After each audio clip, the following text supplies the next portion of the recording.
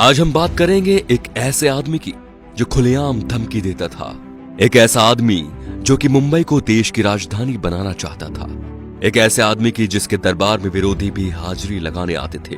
इनका नाम था बाला साहेब ठाकरे। चांदी के सिंहासन पर बैठने के शौकीन बाल ठाकरे खुलेआम धमकी देते थे।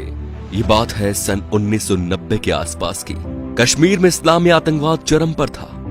कश्मीरी पंडितों को भगाया जा रहा था। अमरनाथ यात्रा चल रही थी। आतंकवादियों ने यात्रा बंद करने की धमकी दे दी और कहा जो भी अमरनाथ यात्रा आएगा वो वापस नहीं जाएगा। तब बाल ठाकरे ने एक बयान दिया कि हज के लिए जाने वाली 99% फ्लाइट्स मुंबई एयरपोर्ट से जाती हैं। देखते हैं यहां से कोई यात्रा मक्का मदीना कैसी जाती है। अगले दिन ही अमरनाथ यात्रा शुरू हो गई। सन 1992 में बाबरी मस्जिद ढहा दी गई तो बाल ठाकरे आपकी अदालत शो में आए हुए थे।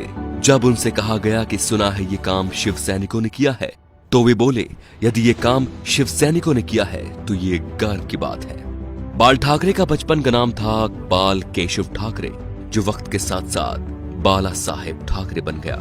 1980 के दशक में बाला साहेब ठाकरे ने मुसलमानों के बारे में कहा कि ये कैंसर की तरह फैल रहे हैं और देश को इनसे बचना चाहिए।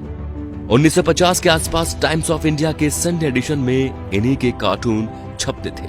इन्होंने 1960 में ये नौकरी छोड़ दी थी। बाल ठाकरे को हिंदू हृदय सम्राट कहा जाता था। उनका मोदी की तरह बिना देखे भाषण देना लोगों के मन को भा गया।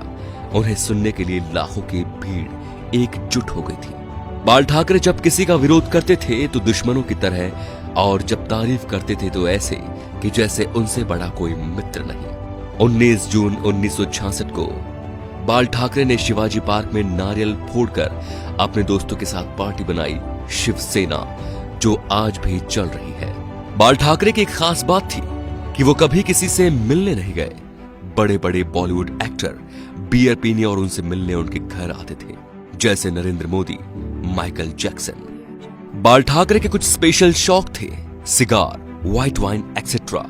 ज्यादातर लोग फोटो या इंटरव्यू में उनके हाथ में पाइप या सिगार होती थी। 1999 में बाल ठाकरे पर 6 साल तक वोट डालने और चुनाव लड़ने पर बैन लगा था, लेकिन बाल ठाकरे ने अपने जीवन में कभी चुनाव नहीं लड़ा।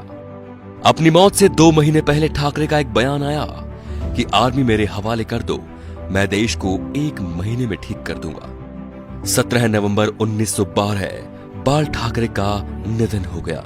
इस दिन मुंबई बंद था। अंतिम यात्रा में 5 लाख लोग शामिल हुए।